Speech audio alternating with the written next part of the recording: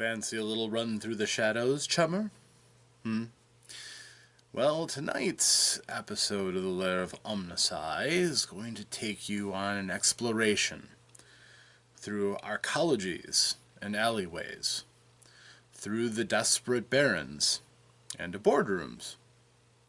This week, we're going to take a trip into one of my favorite playgrounds to send my players through, the slick, magic-enriched streets of Seattle, courtesy of Shadowrun, here in the Lair of OmnusI.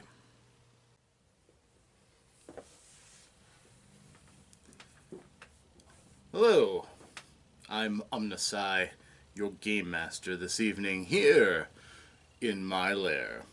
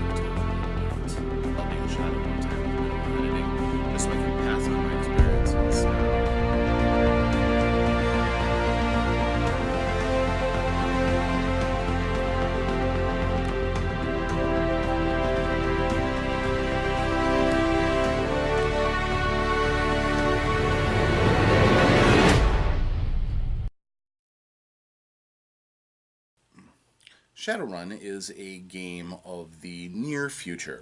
When it was first created, the year was 2050. Humanity had gone through several traumatic experiences because this is a game that blends magic with technology. The magic hit the earth like a sledgehammer. It changed everything, including a magical plague that killed off millions and millions of people. It also transformed people into monsters, turning them to elves, dwarves, orcs, and trolls. Not everybody, not even most of everybody, but enough that people freaked the daylights out and all kinds of things happened, many of them very regrettable. If you thought racism was bad as it is today, think how bad it is when people don't even look human anymore, and it got pretty ugly. In addition to that, people were able to start using magic. You had shamans who talked to spirits that seemed to like them, and then you had mages who were able to predictably wiggle their fingers and say the right words and make magical effects happen. Piggybacking on this, time went on, and humanity being what we are, we invented more and newer things. Our weapons got deadlier. We invented the Matrix, which is a thing that basically it's an electronic construct that connects almost everything electronically. It's the internet on speed. And specialized people, in response to a nasty computer virus that nearly wiped out the entire internet, learned how to, in their minds, go into the Matrix to try to root out the problem. The thing is, with that kind of level of reflexes, they became extremely savvy in being able to penetrate security, and that's a status that continues on in the game.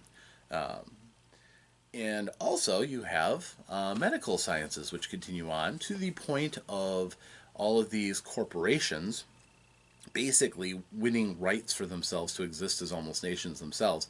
And then once you have all semblance of kid gloves on experimentation gone, think if stem cell research wasn't even a blip, because the experimentation they do is vastly, into things like cloning and stuff like that, that are moral gray areas, gone. If it's profit, the corporations don't care. So all of these medical advances continue, as well as performance-enhancing cybernetics. Transhumanism is a big theme in Shadowrun. Many of the characters may be cybered up, perhaps to the level of being called street samurai, who are cybered warriors who enforce their own codes of justice in the streets. So, Shadowrun is a game about living in the margins. Your characters are Shadowrunners for the most part. You are not parts of the corporation. You are hired. You are a convenience of the corporation to break the rules and occasionally kill to further their goals for money, and sometimes gear and other resources as well. So there's a lot of element of danger. You may be going up against other corporations. You may be going up against gangs. You may be going up against other Shadowrunners. You may be going up against the government military. It can vary, and you have a huge world to play around in. And they do a very good job of fleshing out that world. A lot of the book does delve and continuously reinforces the world. Primarily in the very first edition, they focused on Seattle. Seattle is kind of a bubble. It's still part of the United States, which has splintered in the magical world, but at the same time, it's a mishmash of lots of different cultures. You have the Native Americans, who were some of the first to come out with magic, so they became a powerful political bloc, taking back parts of the United States for their own peoples. You also have Japanese interests, including organized crime from the Yakuza. You have the Mafia, the organized crime, who has a more visible role in how things go from day to day. You have a beleaguered police force for Seattle, but you also have private security organizations that are a force in and of themselves. Medical technology is amazing to the point where you can be brought back from the brink of near death, especially if you have insurance called Docwagon, an armed response team that will come in and get you out if you get too badly shot up. Lots of interesting concepts, huge amount of flavor, lots of attitude, which is wonderful. The main book, I have 2 copies in case I play with somebody else, they have one to reference, was for the first edition. And the first edition was kind of a magical set of rules. It introduced the world to you, and it was complete enough that you really didn't need any other books to run it. Everything else just adds to the experience. But it has everything you need for character generation, explaining the rules, and telling you how to set up and run adventures. I will say, as far as rules complexity goes, it is a little on the tricky side. Understanding how the targeting number system works it takes a little getting used to. Figuring out the damage system rating and things like involving damage codes and how deadly different weapons are by looking at a 3 number code. It does take a little getting used to, but it's not arcane science, and you can with a little bit of practice, start telling really good stories in Seattle. Everything else that comes off of that helps you do that better. And my first books that I've introduced to you are 3 that can really work at fleshing out the universe and giving you more range. They are the Rigger Black Book, for people who like vehicles. There's an entire class of characters called Riggers who directly will mentally link into their vehicles for incredible performance. This gives you a range of civilian and near military vehicles that your riggers can use for a wide variety of applications. And it really opens up what you're able to do in a particular Shadowrun. Sometimes transportation won't be an issue, but a lot of times it will be, and having the right tools can be essential. So that's an excellent resource to have. Virtual Realities allows you to help out the Decker class, those who go into the Matrix for the party. This explains what the Matrix is like, how interfacing with it works. It gives some extra programs, some extra tools in the kit for a Decker, and it expands upon the world in a way that they can only really brush upon in the main book. This does an excellent job of explaining just what the Matrix is, how it works, how it functions, and how you can make it an engaging part in your story. The most essential equipment book, though, in my mind, is the Street Samurai catalog. Cyberpunk has that punk element. It's about attitude. It's about building a personality, a character that sets itself apart from all others. If you use the basic book, they have a nice little selection of weapons and such, but you're eventually going to start facing opponents who are using the same stuff as you, especially as your stuff gets better and better. The Street Samurai catalog gives you a breath of fresh air into that. Not only does it give you a new range of characters, toys like guns and new cyberware, but one of the things that it does better than most of the other ones, all of them have some element where it continues to reinforce the world. It has blurbs. It's written as a catalog, but it has blurbs from Shadowrunners rating the things that are in it, talking about their experiences, and sometimes bantering with each other. It could be an excellent resource for ideas for characters that you can use for yourself, or sometimes just figuring out the mindset of what a Shadowrunner is like. You are like partially mercenary, but also there's just something that doesn't quite fit in today's world that the Shadowrun Awakened world has. It's a devaluation of life, but also a celebration of, your own abilities and accomplishments. The Grimoire would be the Street Samurai catalog for the mage. It gives you extra spells into your toolbox and explains what being a magically awakened person is like. It is different and gives you a different outlook than being just a guy who replaces bits of their body with metal. You can chat with elementals and enter into the astral space. You can undergo initiation and make yourself more powerful with some of the rules in here. Some of the things do allow you to get rather powerful, ridiculously powerful. So it does almost hint to a splat book, but there's so much information in here.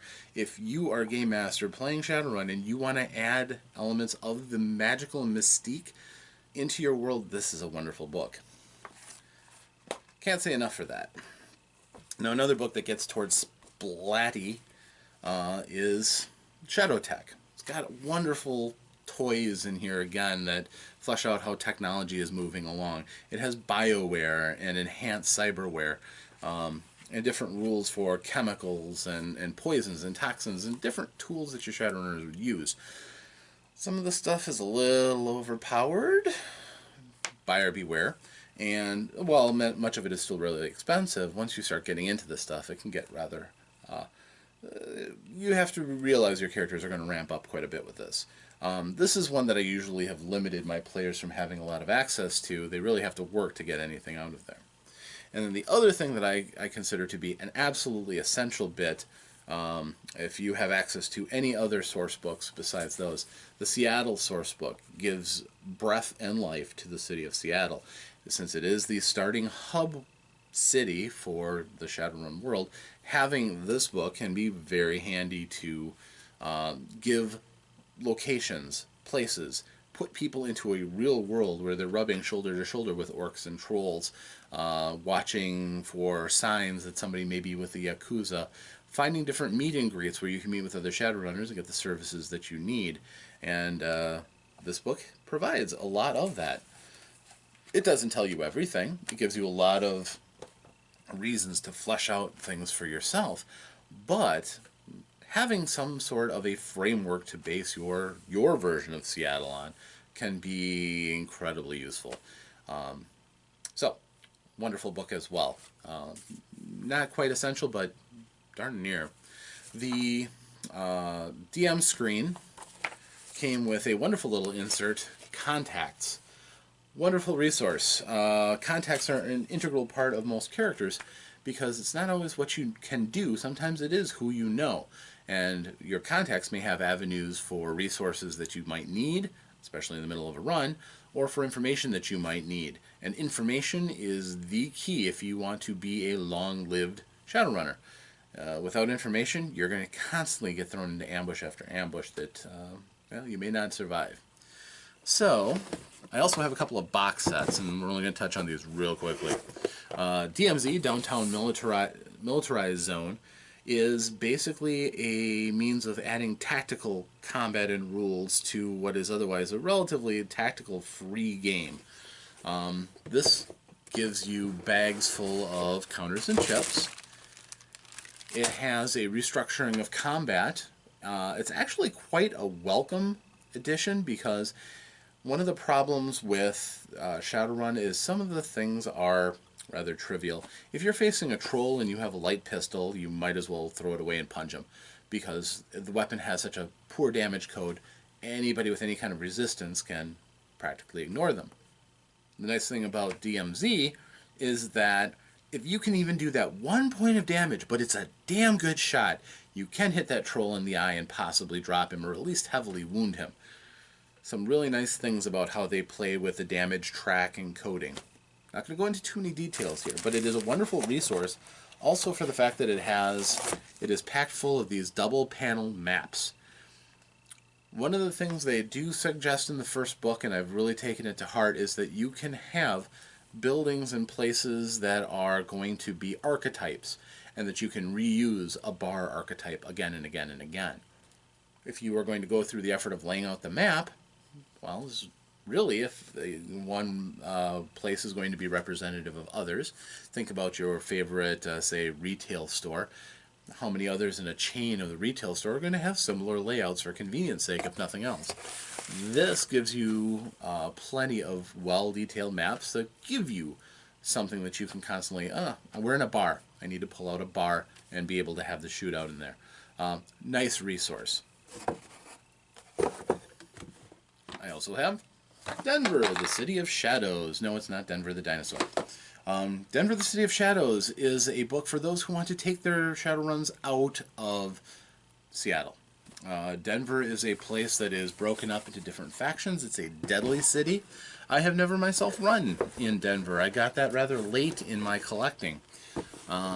Everything I've read about it is excellent, and I do sometimes want to run a Denver campaign. But, again, as much detail as was thrown in with the Seattle source book and the core rule book, the Denver box set is, well, it's somewhat Byzantine. There's so many different factions and organizations in play in Denver that you could easily get swallowed up by it. And in truth, you need that kind of mapping to have such a heavily intricated and striated society. And it's an excellent resource. So those are those things that I think are absolutely essential to somebody going into the Shadows. Now, again, the game system has changed hands a few times. FASA had it for edition 1 and 2. Then the next edition came out, and actually I kind of skipped from Shadowrun for a little while. Shadowrun eventually, in 4th edition, went to the hands of WizKids, the same company that makes Mage Knight. As a matter of fact, they really crossed it over. They came out with a Shadowrun HeroClix game that used supersized, super detailed characters as your Shadowrunners, and have a base that can hold all of the rules, cards, measuring tape for tactical combat. The characters have hands that you can replace and stock them with different loadouts for weapons and gear. That was the Street Deacon. I have Silver Max, who's a Dwarven Rigger. G-Dog, an Orc Bouncer. And Kayushi, a female Yakuza human. They are all still in the package. I've never played it. I love Shadowrun, but I'm not a huge tactical miniatures fan.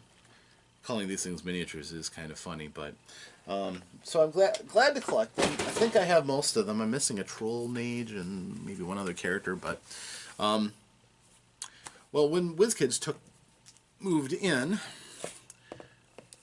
then Wiz Games and FanPro took the helm of Shadowrun for their 4th edition, which I did manage to play. I've heard 3rd edition was kind of like a low light for Shadowrun. 4th edition was a revelation. We kicked the time period up to the year 2080. By the time 2050 would come around, there are things that we already have technology-wise that had eclipsed what the original 1st edition Shadowrun was predicting, especially in terms of communication and data storage and things like that. So what this did was it took it by a leap. Not only did it accelerate the technology to bring it more towards future tech, it also basically widened out the magical world some more. They created for example, technomancers, people who could, without having to have a cyber deck, all of a sudden relate to the Matrix and control machines and things. Still have the same races, orcs, trolls, elves and dwarves and humans, all struggling together. The flavor was similar. However, they stripped the rules down significantly, getting rid of some of the Byzantine rules, codes, and things like that. I played it. I do prefer the new system. It is a little easier to play and run. I do still have a soft spot in my heart for the 1st edition, though, and I would certainly play it again if I had the opportunity. But The fourth edition was an excellent sea change for a franchise that had been struggling a little bit. I haven't gotten a great deal of books for the fourth edition. I bought Street Magic because I do enjoy mages, and having extra spells in your grimoire can be very useful. If I was going to run another game, I would definitely go out and find their equivalent of the Street Samurai catalog, however. Again, just because the having a wider range in your arsenal is very useful. I am also happy to see that the editions that I've seen keep the same attitude, keep the same connectedness of stray bits of dialogue and chatter in the box text within the story, tie into the world and help kind of keep you with the same mindset of what Shadowrun is like. Even though the technology has advanced, Shadowrunners are still in the same boat. The mega corporations haven't gotten any weaker, and they are still very much in the margins, but seeking glory and whatever purposes they have. Then, now that WizGames doesn't have Shadowrun anymore, though, Catalyst took them over for the 5th edition, and it's a rather thick tome. This book, well, remember how I said the core books always had pretty much everything you needed and all the other books were optional? This book ate several of the source books. There is a massive amount of data, and it's very well organized and arranged with lots of beautiful color art in it. It is a treat to read. They, again, do a really good job of keeping the tone and the flavor of Shadowrun together. I have not played 5th edition. No, I take it back. I played once. I did play at Gamehole Con, a game in 5th edition, and I had a lot of fun with it. The system is excellent. It has a lot of moving parts within it, but that just gives you lots of different things that you can do, different things that you can try. When I played the game, our Shadowrun group in a one-shot succeeded perfectly well in an amazingly successful run, and I didn't shoot a single person. My character was a face. I didn't have to. I did a lot of the talking. Got our characters where we needed to be, helped come up with a plan. I felt like I was a part of the team, but I had a lot of fun. I didn't have to shoot anybody. Matter of fact, we didn't kill anybody. We stunned a guard, got out with a mission objective, and yeah, vanished. It was a lot of fun. So I really do want to run 5th edition Shadowrun. I really do. I look forward to my opportunities for doing that, although I don't foresee them in the near future. But that is my experience in Shadowrun. That is my library. Why is Shadowrun so important? Because there's a couple of things that Shadowrun did. First of all, my experience before that was mostly Dungeons and Dragons and GURPS, which is roll dice, aim for a target number, what have you. In this game, having a scaling target number for the 1st edition, and then having a set target number and trying to get as many successes as possible was a different way of playing the game. It was an exciting way of playing the game too, because everything you could do to give yourself extra dice, all the things, the gear, the specializations and things that you could use to stack, drastically changed your probability. It played around with probability a lot. And when the dice were going for you, it was really dramatic looking and seeing a row of 6s played out in front of you, almost as much as dropping that 20. Also, another important element that Shadowrun brought to me was the idea of pools, a renewable resource that would dwindle as you used and did different cool things. Your magic pool that you use for protecting your group from a mage's fireball, you'd have to budget out how much you're going to protect them as opposed to protecting yourself from the drain of your next spell. That shot that's coming at you, are you going to use all of your dodge pool for that, or are you going to save some of it in case somebody tries to cream you later on in the round? It's a wonderful concept that I've seen now in several other games. The original World of Darkness uses it to a certain extent as well. I certainly fixated on that as a point for my very own game dice file using the Spotlight dice system, which someday I'll show you. But that's really what Shadowrun brought to me, a love of a concentrated world, more developed than anything I'd ever seen before, and the importance of having a living, breathing world that your players can believe in and that you can use to relate that living, breathing world to them. So, that's my Shadowrun. Thanks for running the shadows with me, chummers. I think it's time for a bit of swag.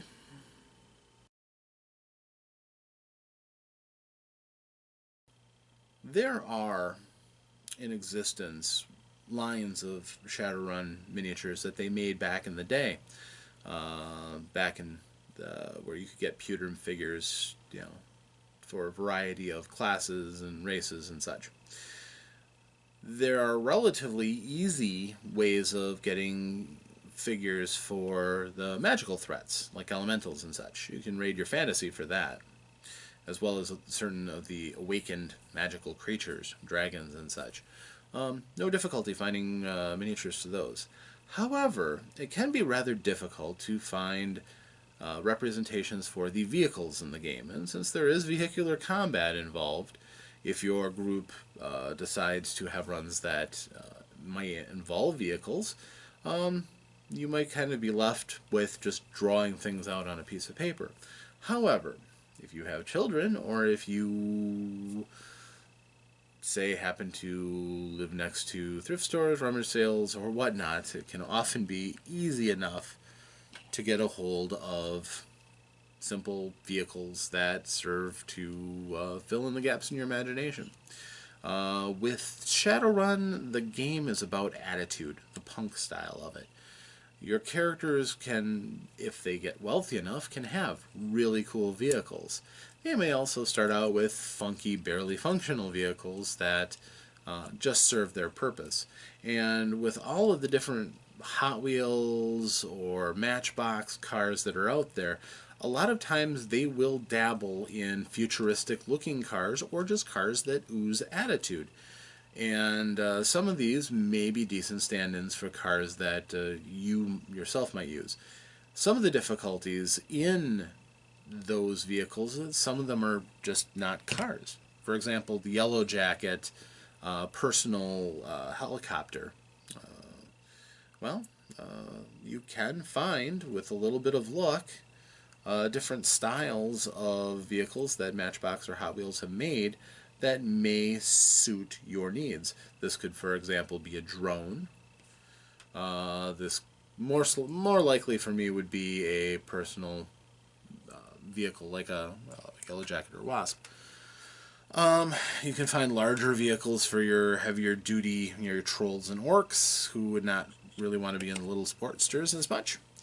But again, by raiding my son's toys, I can have a variety of vehicles that my players can choose from. This is especially useful for any vehicular game, from Car Wars and Auto Duel, but considering there aren't a whole lot of Mitsubishi Night Sky models out there, again, relatively easy to find nice stand-ins that have a certain level of class or style or attitude to fit into your game. And if you are good at modeling, you can even alter a couple of them. Perhaps a dash of paint here, perhaps a concealed weapon port there, to bring that vehicle more into your world, so that when you have vehicles, you don't lose any of the tactical placements or lose any of the positioning that your game might otherwise enjoy. So, that was my bit of treasure. We have gotten through another level. Level 19 of the Lair. Well done. I hope you've enjoyed this Lair, and if you have not yet done so, I urge you to subscribe so that you can be alerted when I come out with new content. Not all of them are going to be Lair of OmnusI. I've been branching out into other things, so I hope they're something that you might enjoy. And of course, I would appreciate it if you like this video and tell other people about it. Share it with your friends. And if you're thinking about yourself running in the shadows, perhaps let your game master know with a quick nod to this video. Tell him the kind of books and resources that he might like to employ, or she. So, I am OmnusI, running through the shadows with you here